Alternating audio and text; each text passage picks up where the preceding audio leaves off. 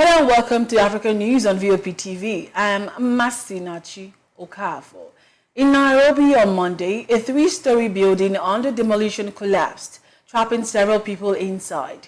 The building, located in a densely populated area, came down unexpectedly while people were inside retrieving their belongings. Local resident Faith Obuko estimated that up to 10 young men might be trapped, expressing frustration over the 5-hour delay in rescue efforts. Survivor Eugene Atonga described the chaos as the building began to give way, trapping those on the upper floors. Rescue operations were hindered by the extensive damage and instability of the remaining structure. A Red Cross official confirmed that 2 people had been rescued, while another 2 remained trapped, though local police reported only 2 persons had been brought out alive. In response, authorities have ordered the evacuation and demolition of several nearby buildings due to heavy rains, causing structural failures. The incident has raised urgent concerns about building safety standards and the effectiveness of disaster response teams. President Emmerson Mnangagwa has reshuffled the ZANU-PF party's Politburo, addressing the secession issue ahead of the 2028 elections. ZANU-PF Secretary General Herbert Mpofu announced that Mnangagwa removed Mike Binha from his role as political commissar. Maya Drazi Machacha, former principal of the Chitepo People's School of Ideology, will take over Binha's position. In a significant shift, Patrick Chimasasa has been moved from Party Treasurer General to Secretary of Legal Affairs. Jacob Mudinda, previously holding the Legal Affairs portfolio, is now the Treasurer General. These changes were confirmed during a press conference at the party headquarters in Harare.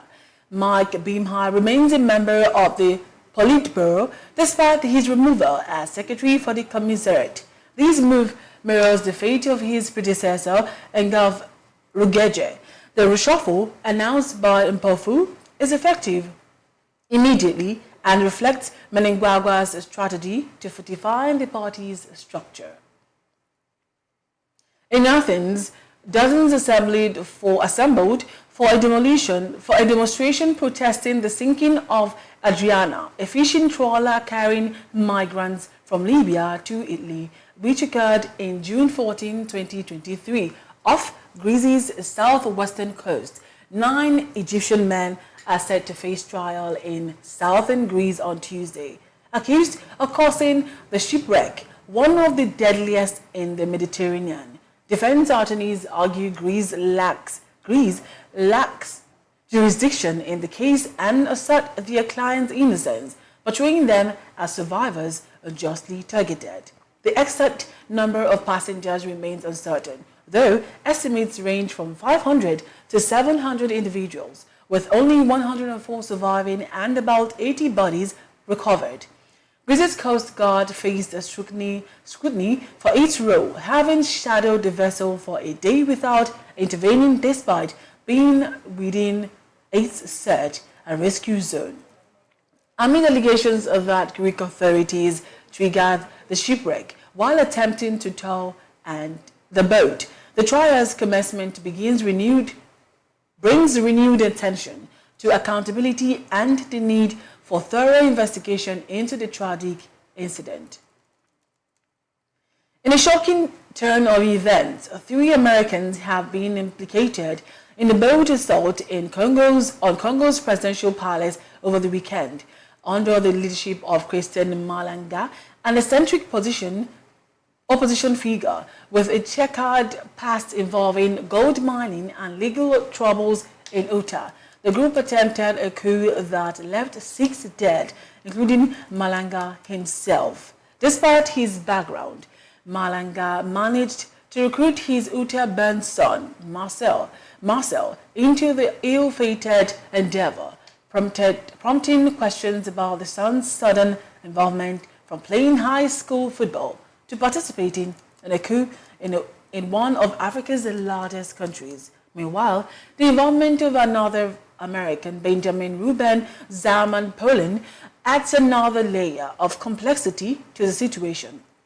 With ties to a gold mining company in Mozambique and a past convention for drug trafficking, Zarman Poland's connection to Mnangagwa raises concerns about the extent of foreign involvement in the coup attempt. The U.S. Embassy in Kinshasa has pledged to cooperate with authorities as investigations into violent events unfold, highlighting the international implications of the incident.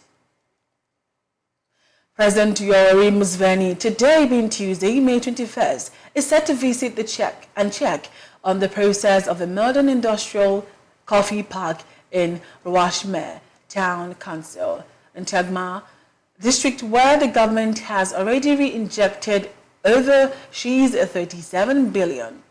The funds were allocated in FY 2023 and 2024 through the Science, Technology and Innovation Secretariat after leaders from the African coffee-producing countries met in Kampala in August 2023 for the G25 African Coffee Summit. However, the government agreed to push the value addition agenda and end export of raw coffee beans. Since 2023, government has been investigating in the coffee value addition chain through the Coffee Investment Consortium Uganda to increase export revenue from coffee, create employment opportunities, increase the farm gate prices. Recall that coffee is currently Uganda's second highest export earner after gold. Between May 2023 and April 2024, Uganda's coffee export fetched $1.02 billion, a 7% increase from the previous financial year. You're watching African News on VOP TV. More stories after the break. Stay tuned.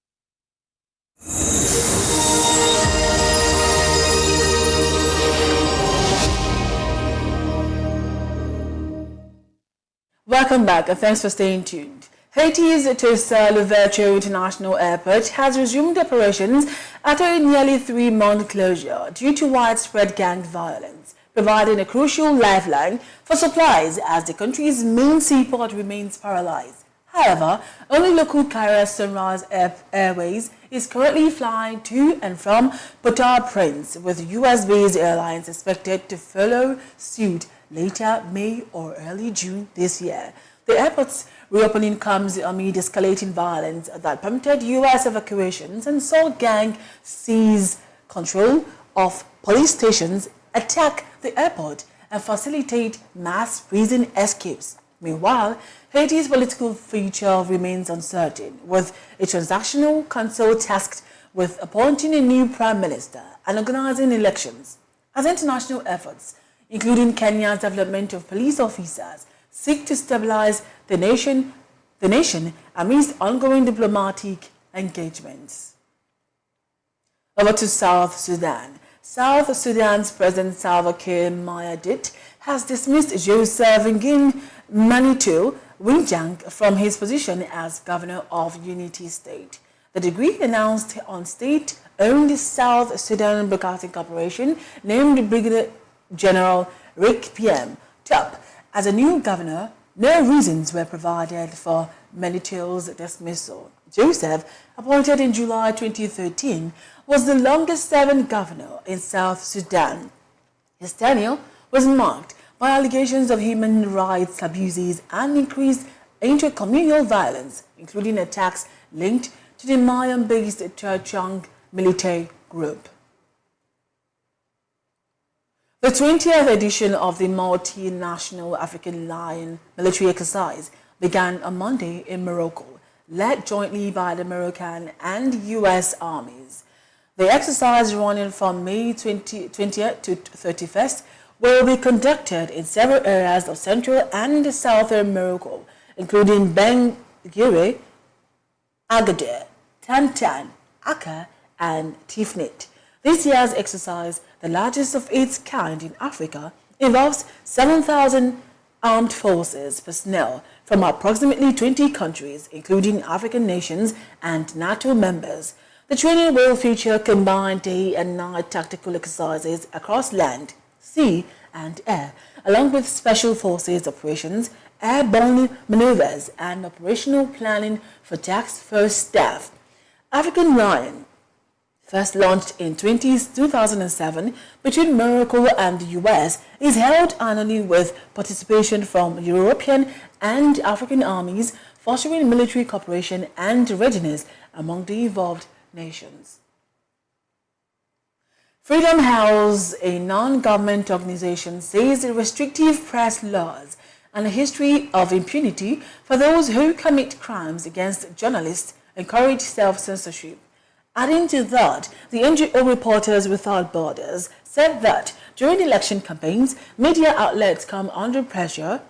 The state and the political figures exert strong influence on how news is handled, noting that the two best-selling newspapers are the privately owned Liberté and state-owned Togo Press. Among TV channels, state-owned television, Togolese has the biggest viewing figures.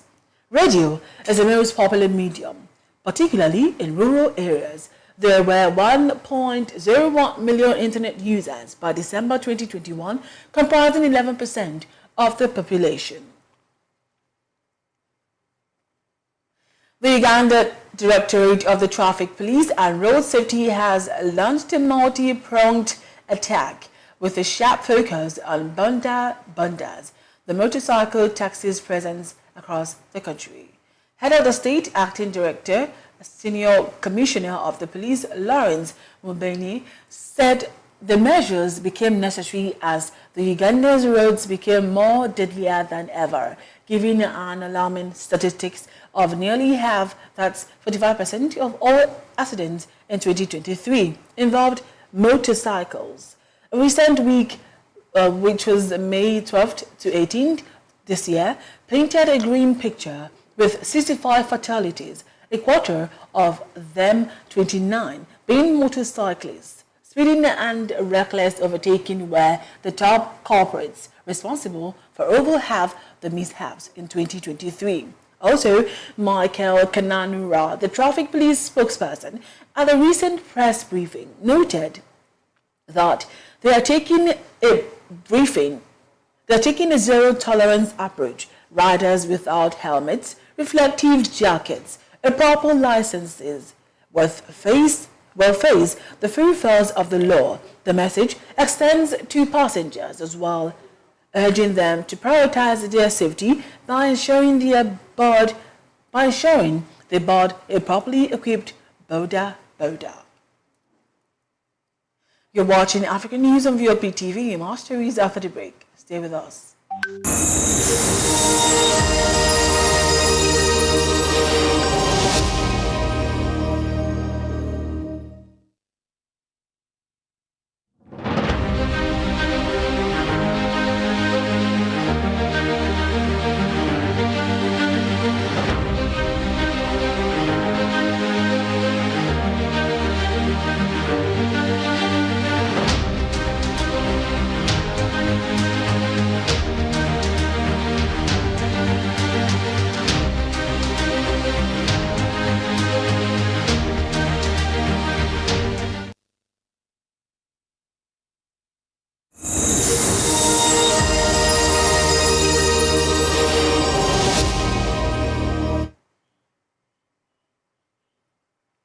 Welcome back and thanks for staying tuned. Now in business, French oil giant Total Energies has confirmed its commitment to the $6 billion Caminho oil project off the coast of Angola following a final investment decision. The project, located 100 kilometers offshore, involves developing the Caminho and Golfinho oil fields in Block 20/11. Italian engineering firm Saipem will convert a very large crude carrier into a floating production, storage and offloading unit, which will connect oil from the offshore fields to a subsea production network.